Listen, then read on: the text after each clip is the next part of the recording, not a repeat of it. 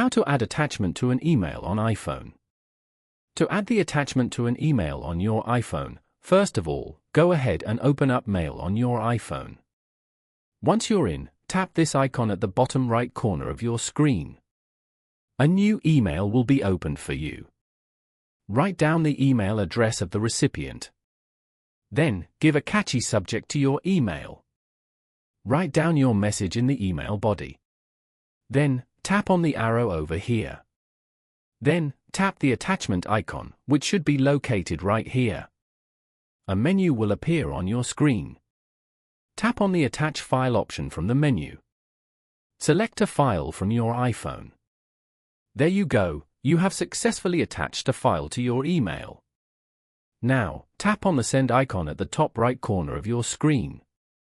By following these simple steps, you can easily add an attachment to an email on your iPhone.